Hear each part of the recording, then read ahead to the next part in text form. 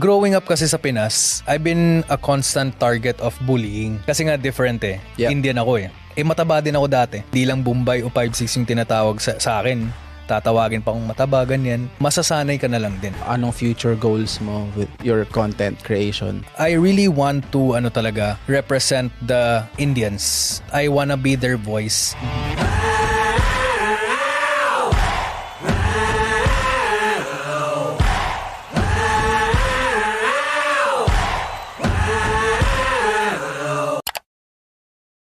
Yo, kamusta internet world? Ako nga pala si Kyle from Filipino TV, also known as Coach Kyle from The Breakdown. And welcome dito sa Totoo Lang Podcast. And for this episode, special yung kasama ko ngayon. Ang guest natin today, he's a content creator. And para sa akin, sa mga creators namin dito sa community na to, isa siya dun sa may pinaka-unique na parang konsepto ng content creating. Yung overall package niya, pagka-package siya sa mga content niya, and yung approach niya talaga sa content creating. And huwag natin patagalin, man. Kasama ko si Indianong Bisdak. Ayan, kumusta mga viewers natin, ano? Anong balita sa'yo lately? Gawa-gawa lang din ng content. Eto, naglolo ko pa rin sa TikTok, sa online.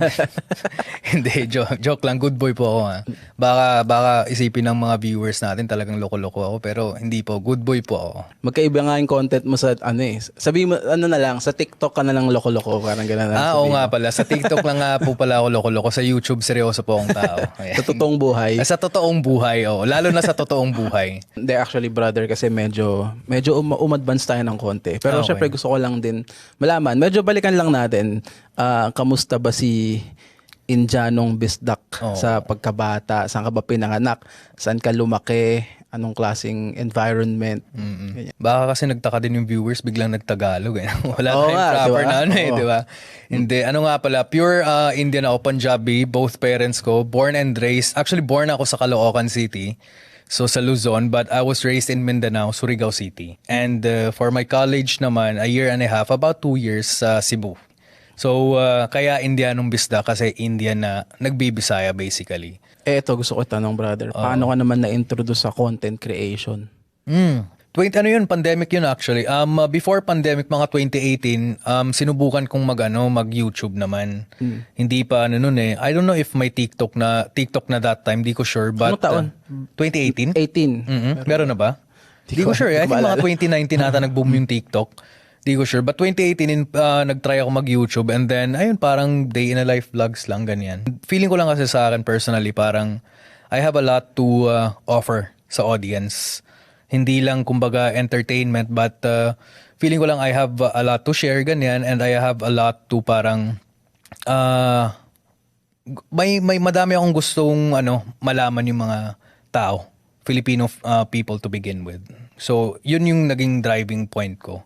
Tsaka parang unique din kasi yung perspective mo bilang pure Indian na Filipino yung humor ba?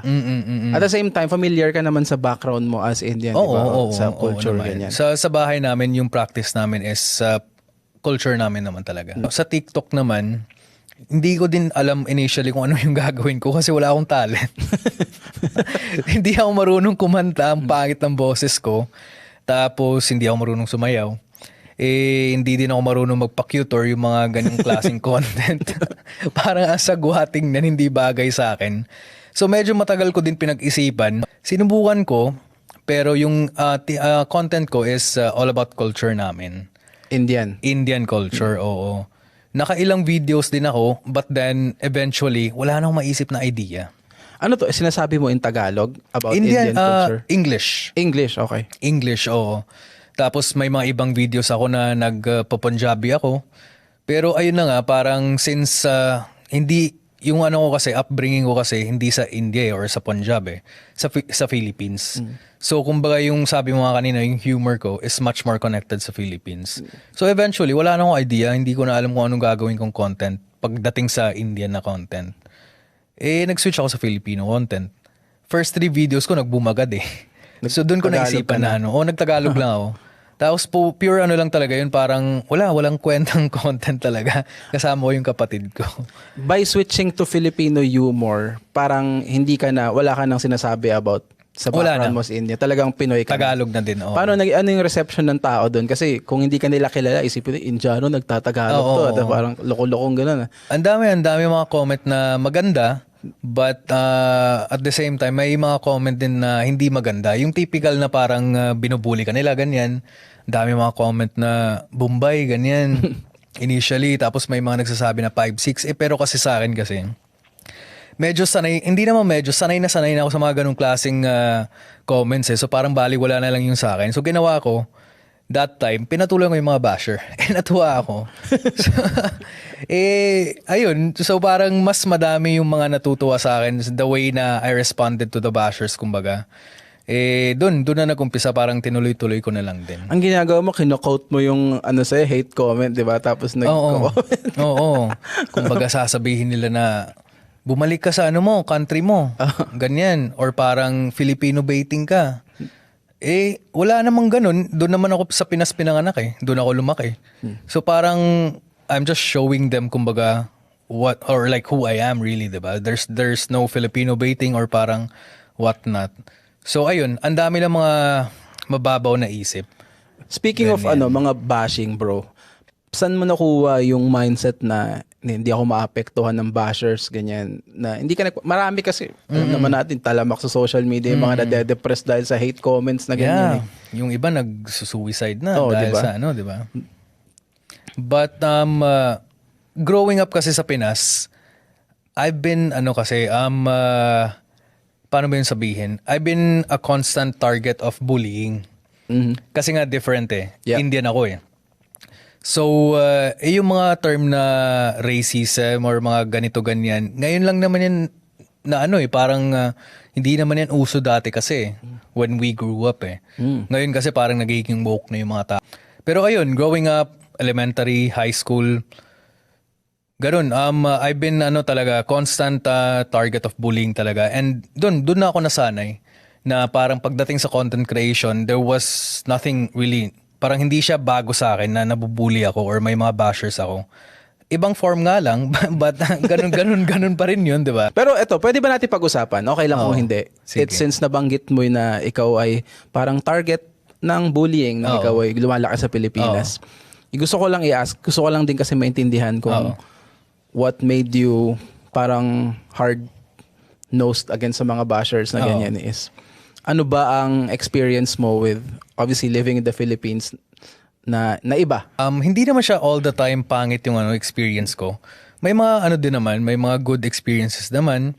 Kumbaga, yung good experiences is sa some part or tama nga, sa some part you'll feel so welcome kasi nga foreigner ka 'di ba? And generally parang napansin ko yung mga Filipinos, they are parang ang warm ng welcome nila pagdating sa mga foreigners.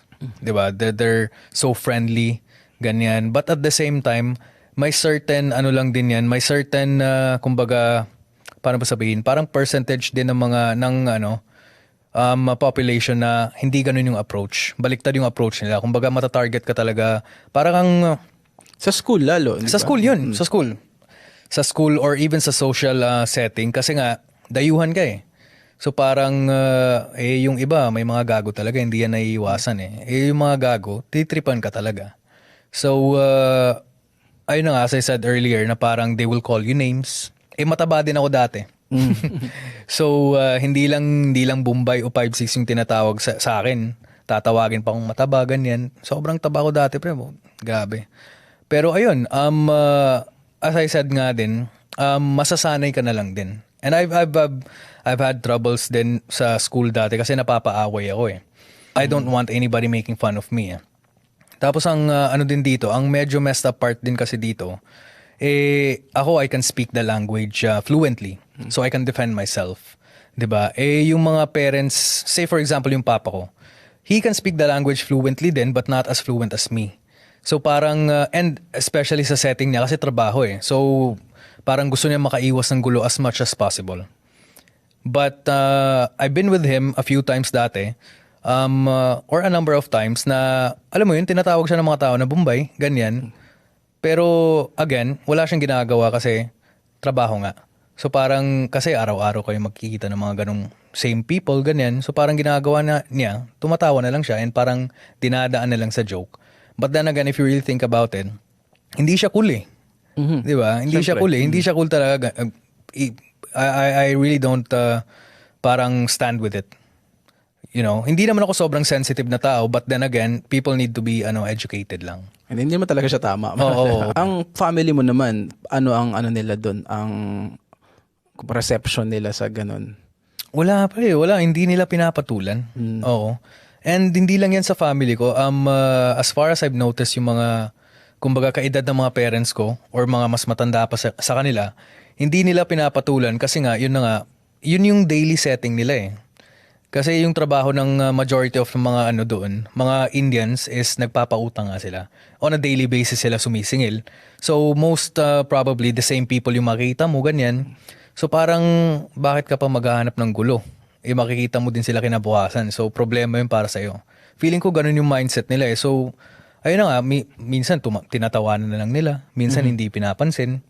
Pero the fact is, hindi pa rin natitigil yung pagko-call ng names, ganyan. So, pero ang take ko based sa kung paano mo kinuwento yung stories na yan is kapag nangyayari sa iyo yun, you stand up for yourself. Oh. And saan mo nakuha yung ganung approach? Kasi like I said, marami nga nade-depress eh, hindi kaya yung bullying. Saan mo nakuha yung ganung mindset? Lalaban ako, hindi tama yung ginagawa nyo. As opposed to marami dyan, made-depress na lang, hindi na lalaban. Well, kasi, somebody has to do it eh. Somebody has to do it. For example, I'm gonna stick with this one sa sa medyo Indian community, kumbaga, sa Philippines. Kasi, up until now, nobody is really standing up for the community over there. We are still a minority naman sa Pilipinas, yung mga Indians sa Pilipinas, but then again, we are still, there's a large number of Indian population in the Philippines. And up until now, I don't see anyone speaking, parang in favor of us na or standing with us na, hindi dapat ganito, dapat ganito, 'di ba?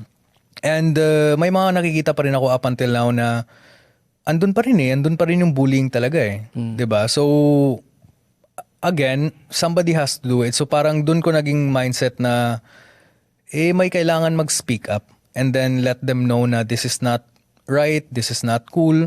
You can make fun. I mean, kasi dyan we can't, it's just part of our lives na. Na you can't tell people to not make fun or parang ganyan, So parang it's just there, but then again, we have to be, kumbaga sensitive when it comes to topics like this. And obviously, we need to be educated. So, ayun, parang I did that through my TikTok. Pupuntahan ko sana yan. Na ngayon medyo may following ka sa TikTok.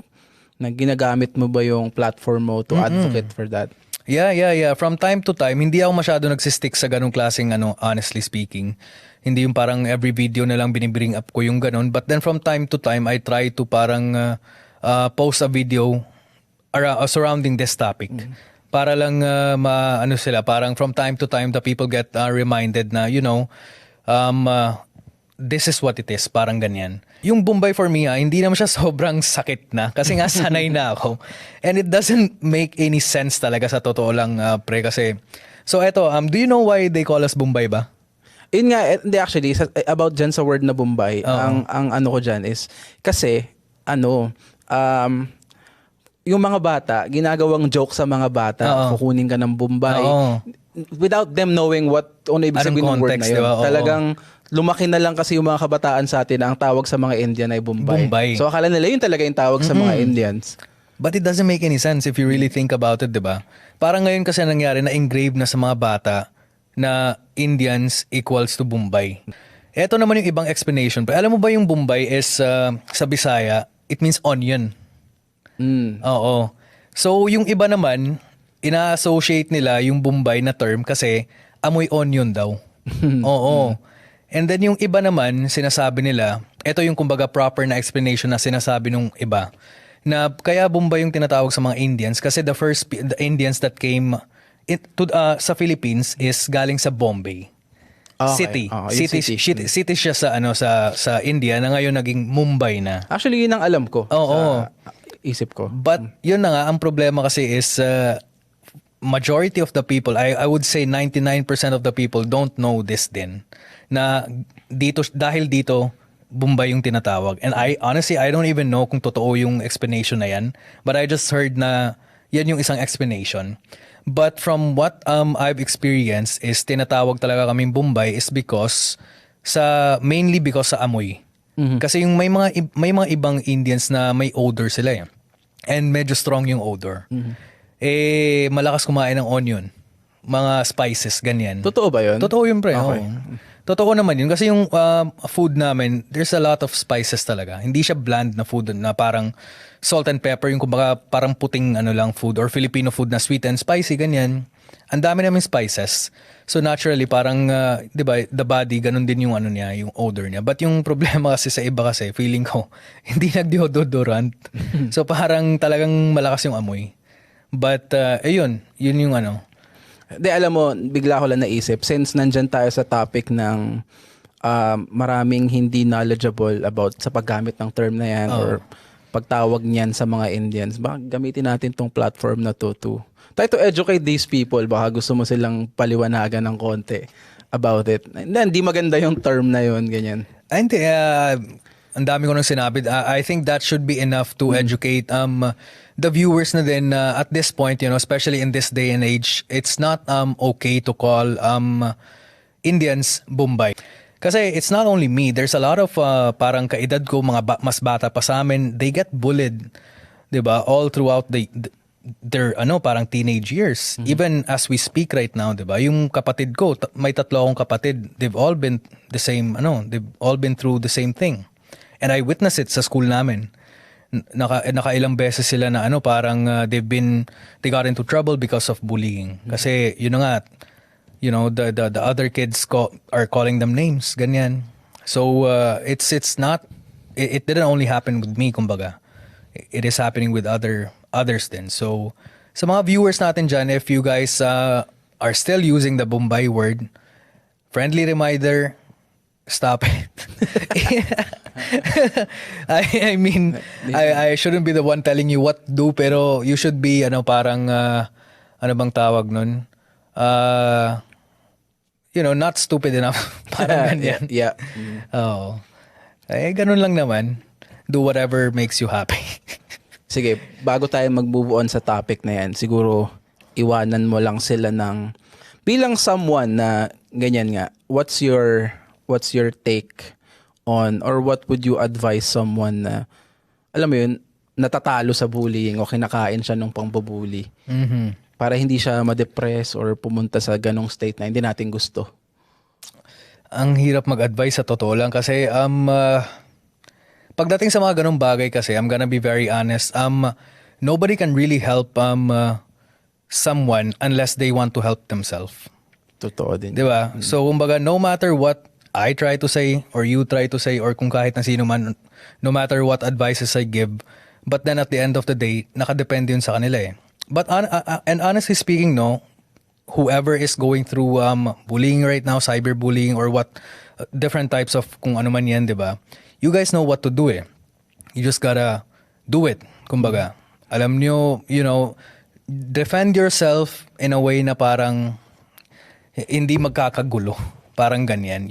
Just let them know na it's not cool or parang you don't, for example, may nagbubully sa inyo, they're calling you names. Just let them know na, it's I don't want to be called these names, or I don't know if my teacher kayo, magsumbong kayo sa teacher, just talk to kumbaga just talk to someone regardless, no, whoever you feel comfortable with, talk to them. It's very important to talk kasi the more you keep things to yourself, mahirapan tayo dyan, like mahirap kalaban ng utak sa totoo lang. So ayun, keep yourself busy, guys. Wag malunod sa mga wag malunod with your own thoughts. Wag magpadala sa mga bullying.